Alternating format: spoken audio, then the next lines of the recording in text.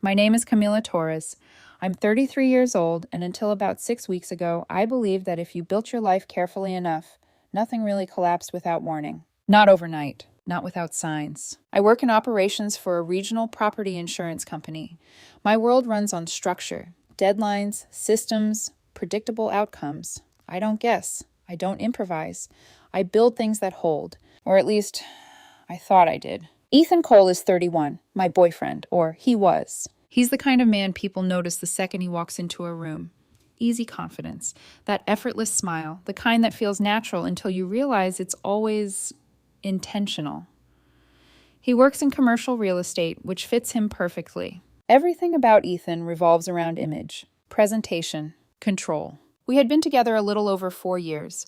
From the outside, we looked like the kind of couple people assumed would last. Stable careers, shared routines, the quiet kind of compatibility that doesn't need to be explained. But Ethan had a favorite word: smile. He said it early.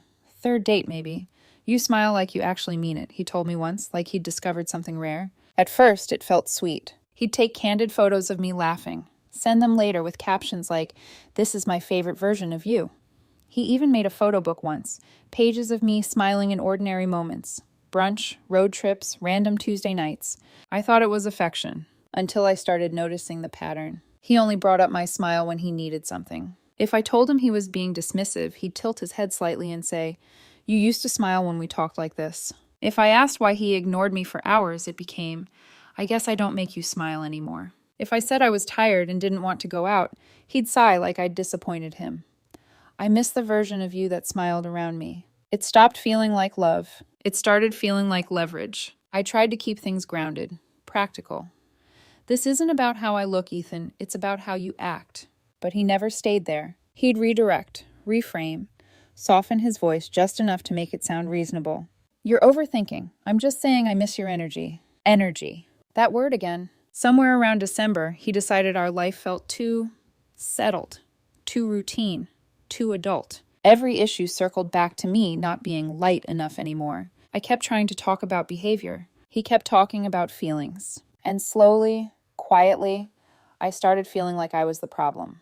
The breakup happened in late January, in my kitchen. Rain tapping steadily against the windows like it was marking time. He stood across from me, hands in his pockets, voice calm in that rehearsed way I'd come to recognize. "I think I need space," he said, "to figure out if we're actually compatible. Or just comfortable." There was a pause, the kind that feels heavier than it should. Then he added, almost gently, "You shouldn't wait around for me while I figure that out." I remember staring at him, waiting for something else, something real, something emotional. But there was nothing, just that same controlled expression. So I nodded. "Okay," I said. "What do you need logistically?" For a split second, something flickered across his face. Disappointment, like he'd expected more. Begging, maybe, or at least resistance. But I didn't have it in me. Over the next 2 weekends, he moved out in pieces. Clothes first, then smaller things, books, shoes, random belongings that had slowly made my place feel like ours. He left 2 storage tubs in my upstairs closet. "I'll grab these soon," he said casually. He never did. The first month after he left was quiet. Too quiet. Silence where there used to be background noise. Habits with nowhere to go. Conversations that didn't happen. But by March, something shifted. I started sleeping again. Cooking again. I'd come home and not feel that low-level tension in my chest anymore. At work, things picked up. My director started hinting about a promotion. Senior analyst, maybe by summer. And the strangest part? I started smiling again. Not because I missed him, because I could breathe. April came. Saturday evening. Normal day. Yard work, groceries, laundry. I was carrying a box from the garage when my phone buzzed with a doorbell camera alert. I checked it, expecting a package. It was Ethan, standing on my porch. Camel coat, white gift bag in one hand, 3 framed photos in the other. Even through the grainy camera feed, I could see them clearly. In every photo, I was smiling. One from the state fair, one from a friend's wedding, one from brunch. Me laughing over pancakes like nothing in the world could touch me. In his other hand, my spare key. I didn't open the door. I pressed the speaker button instead. "What do you need?" He looked up at the camera, expression softening instantly. Controlled. Familiar. "Camila, you used to smile every time you saw me." There it was, that line. "I just needed time," he continued, voice low, reasonable, to clear my head. We both know this isn't really over. And in that moment, everything clicked. It wasn't about missing me. It was about access. Control. So I said calmly, I stopped smiling when peace left. He froze. Just for a second. Then he lifted the frame slightly, like evidence in a case. Are you really going to throw away 4 years? After everything we were? I leaned against the counter inside, watching him through the screen. Leave the bag and go home. He kept talking. Chemistry. History. How people don't just move on from someone who lit them up.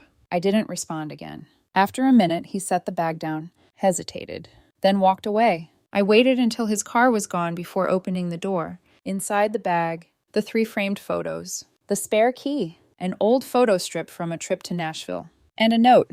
If you can look at your smile in these pictures and still shut me out, then you never loved me the way I loved you. I stood there for a long moment, the paper trembling slightly in my hand. Then I took pictures of everything, put it all back in the bag, and carried it upstairs, right next to the storage tubs he never came back for. That night, the messages started, and something in my chest told me this wasn't over, not even close. That night, the flying monkeys started. First, a text from an unknown number. Camilla, he's destroyed. You could at least hear him out. It was Ethan's friend Kayla. Then his cousin Jason messaged me on Instagram. Don't throw away the man who made you happy. I blocked both. At 11:38 p.m., Ethan texted me himself. One day, you're going to miss the person who made you smile like that. I didn't answer. The next morning, I changed the garage code, removed his guest access from the neighborhood app, and paid a locksmith $175 to rekey the front and back doors, because I no longer trusted that the key he returned was the only copy. Then I saved the camera clips, screenshots, and note into a folder on my laptop. That was when I knew this wasn't ending cleanly. Because people who accept a breakup do not show up holding framed pictures of your old Grin like they're arguing a case. 4 days later, Ethan escalated from porch theatrics to staged encounters. Tuesday morning, I stopped at a coffee shop near my office. Not our place, just somewhere convenient. I ordered, turned around, and there he was by the window with an instant photo album open on the table. More pictures of me smiling. Christmas, a brewery, a hike, a gas station on some random road trip. He looked up and did the fake startled thing.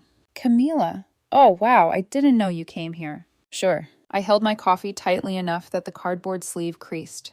You need to stop showing up where I am. He touched the album like it was fragile. I just thought if you saw this, you'd remember who you are with me. I looked at the photos, then at him. I remember exactly who I was with you. His expression sharpened. Tired, I said. Then I walked out. By the time I reached my car, he had already texted 3 times. So now good memories are wrong? You really became this cold? I'm trying to remind you what we had. Blocked. 2 days later, the nostalgia mail started. One envelope held movie stubs and a note that said, "You smiled all night." Another had a postcard from Asheville with, "I miss this version of you," written on the back. The third had a flash drive labeled videos. I never plugged it in. I sealed it in a freezer bag, wrote the date on it, and dropped it into the file box I'd started keeping. My friend Trevor is an attorney. Not my attorney yet. Just one of my oldest friends. I showed him the notes, the porch footage, and the messages. He looked at the pile for a long time. Then he said, "Start documenting like you already know a judge may see it." So I did. That same night, Ethan tried the sympathy angle. At 9:24 p.m., he left a voicemail saying he was parked outside urgent care, scared, and didn't know who else to call because I was the only person who knew how to calm him down. For a second, the old reflex hit. Help! Fix! Show up. Then I stopped. Ethan had family, friends, co-workers, a full phone. If he was calling me, it wasn't because I was his only option. It was because I was the one he thought he could still pull back in. So I texted one line. If this is a medical emergency, call 911 or contact family. 20 minutes later, his sister Lauren called me sounding embarrassed. Camila, he's fine. I closed my eyes. What happened? Stress, migraine, skipped dinner, turned it into a scene. Then Lauren sighed. He keeps saying if he can remind you how much you smiled with him, you'll stop being stubborn. I said quietly, that isn't how this works. There was a pause. Then Lauren said, I know. Unexpected ally number 1. Saturday, I took my mom to lunch in Cary. During the meal, she got a Facebook message request from Ethan. I've never seen Camilla smile the way she smiled with me. I thought you'd understand what that means. My mother read it once. Her face didn't change, but her fingers moved fast. A smile is not consent. Do not contact my daughter again. Sent. Blocked. I love that woman. Sunday night, Ethan came back again. He didn't ring the bell. The camera just caught him walking up after 10 o'clock, setting a framed photo against my door and leaving. It was a picture from Charleston. Me smiling on a hotel balcony. Taped to the frame was a strip of paper. I missed this smile. I photographed it exactly where he left it. Saved the clip. Added it to the evidence box. Outside the chaos, my real life was getting better. Work was steady. I joined a Thursday running group downtown because I was tired of sitting in my house every night, waiting for my phone to buzz with another reminder of a life I had already left. That was where I met Daniel Reyes. Nothing dramatic. He was 30, worked in pediatric occupational therapy, and had a calm way of talking that made most conversations in my recent life feel loud by comparison. After one run, a few of us grabbed smoothies. Daniel asked me about work, then actually listened to the answer. No performance. No emotional test hidden inside a harmless question. Just ease. And right around then, Ethan got worse. Because controlling people can feel when your life stops orbiting them. About 2.5 weeks after the porch incident, Ethan came to my office. My receptionist messaged me first.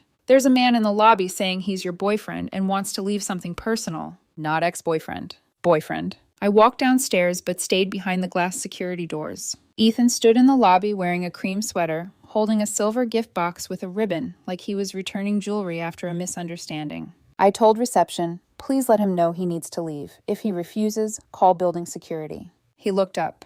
I brought your grandmother's bracelet. Interesting. Because my grandmother's bracelet was in the safe upstairs in my closet, exactly where it had always been.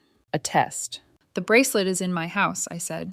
Leave the building. Something sharp flashed across his face. Then he set the box on the counter and walked out. Inside were old birthday cards I'd written him, and a note. You used to smile reading these. I miss the woman who meant what she wrote. I photographed that too. That night, he sent me a Venmo request for $560. The note said, shared life, shared costs. It included a cabin weekend he insisted on booking, and emotional labor. I declined it. Then I wrote one sentence. We are financially settled. Do not contact me again. 10 minutes later, our mutual friend Dana texted me. Ethan's telling people you kicked him out, changed the locks, and threw away all his keepsakes. I sent Dana 2 screenshots. Ethan's January message telling me not to wait around. And the porch transcript where he said I used to smile every time I saw him. Donna replied almost instantly, yeah, he definitely left that part out. Exactly. That Sunday morning, I made the mistake of mentioning to someone in the running group that I liked Pullen Park early. So, of course, Ethan showed up. Daniel and I were walking near the water when I saw Ethan by a bench holding 2 coffees and wearing the denim jacket from one of our first road trips. Daniel asked quietly, is that him? I said, yes. Ethan stepped into our path and held up one of the coffees. It's still your order. I didn't move. He looked at Daniel, then back at me. So this is what happened, he said.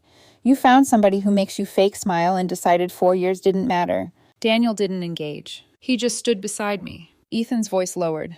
I know your real smile. He doesn't. That line didn't hurt. It clarified everything. I took out my phone. I am telling you clearly again to stop contacting me and stop showing up where I am. If you do it again, I am filing a harassment report. His voice got louder immediately. So that's what this is? Some random man smiles at you for a week and now our whole life means nothing? A park employee started moving toward us. Ethan saw him, dumped both coffees in the trash, and walked off fast. That afternoon, I filed the police report, not because I thought he'd be arrested over photos and coffee ambushes, but because patterns matter. I included everything. Doorbell clips, office drop-off, Venmo request, the message to my mother, the urgent care voicemail, the park incident, and my HOA manager's notes. 2 nights later, Ethan left the voicemail that changed this from exhausting to creepy. Yeah, you can keep blocking me, Camila, but I still saw you smiling on your balcony tonight.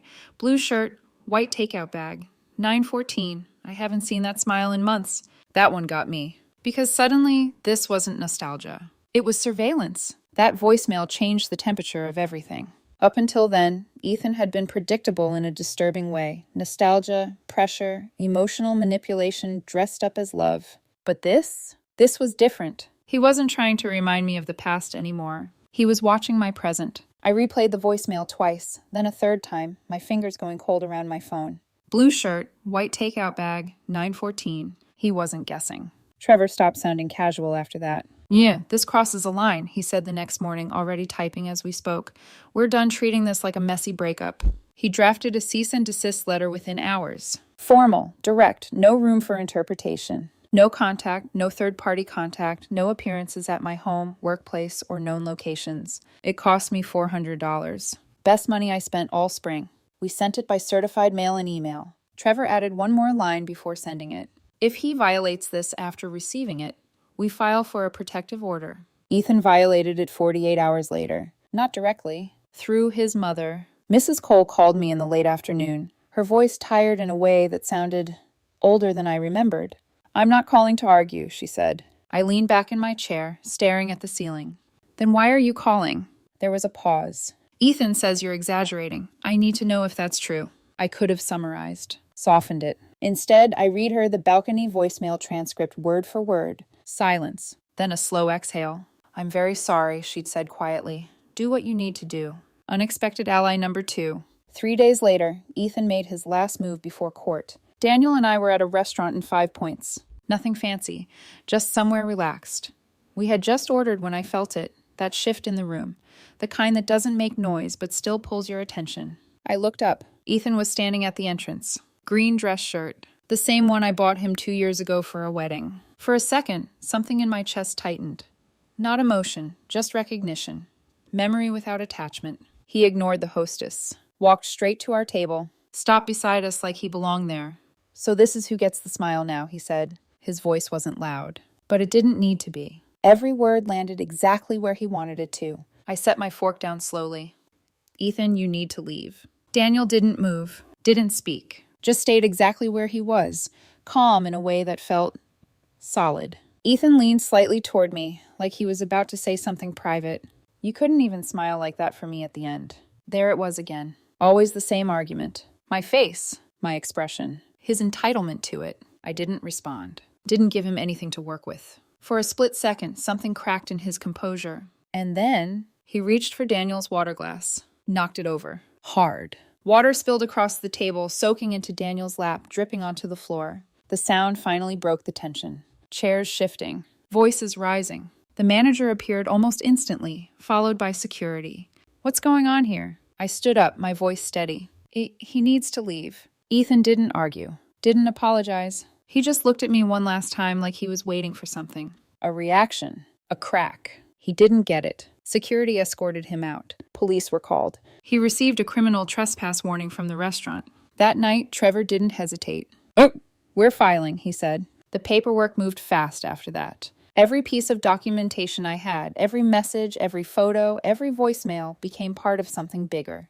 A pattern. A case. Something that couldn't be dismissed as emotional.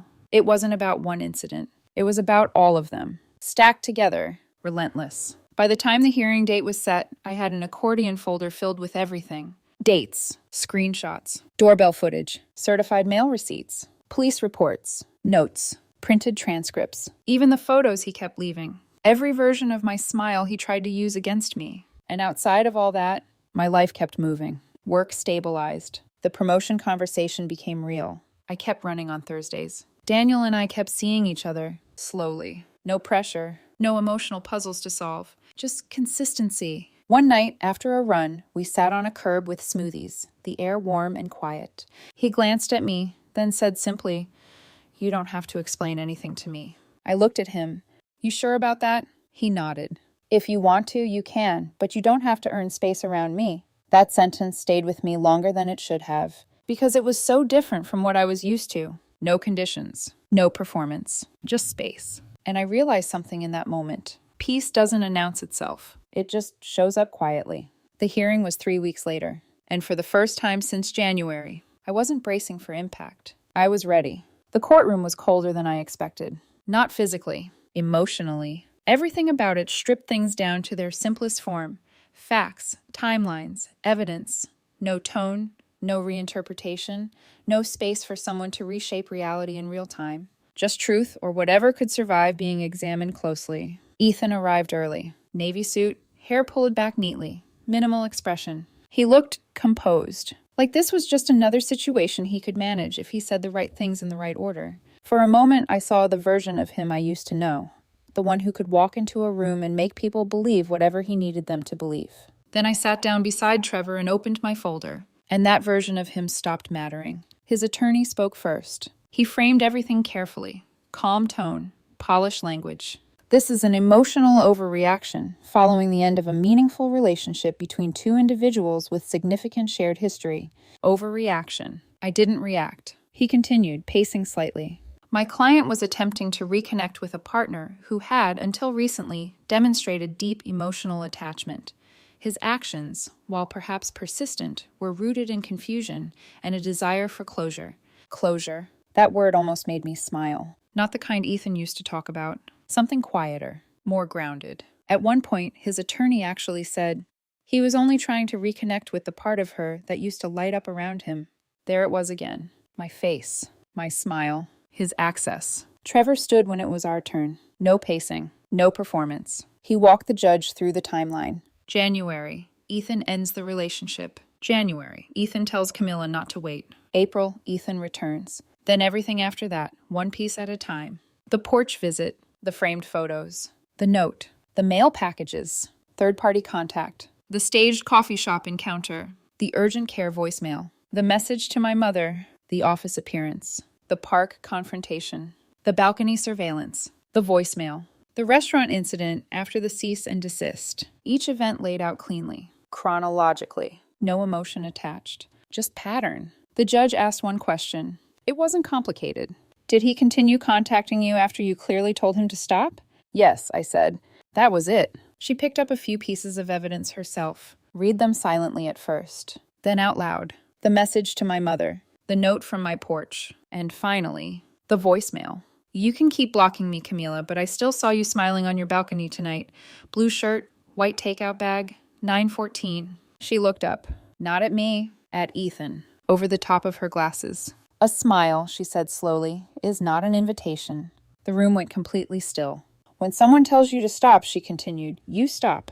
That was the entire case. In 2 sentences, Ethan's composure shifted for the first time. Not dramatically, just enough. When it was his turn, he didn't deny anything. He reframed it, said he was confused, heartbroken, that he couldn't understand how I had changed so quickly. He said I used to be warmer, softer, happier. He said he believed he was reminding me of something worth saving. I didn't interrupt, didn't argue, didn't correct him, because none of that mattered anymore. Calm has a way of looking like truth, when the other side is still trying to perform. The judge granted the protective order. 1 year, no contact, no digital contact, no third-party contact, no showing up at my townhouse, my office, my gym, or anywhere I was known to go. Minimum distance, 300 feet. It was over. Outside the courtroom, Ethan looked back once. Just once. Like he expected something. A reaction. A hesitation. A crack. I didn't give him one. I walked to my car, sat down, closed the door, and for the first time in weeks, my shoulders dropped.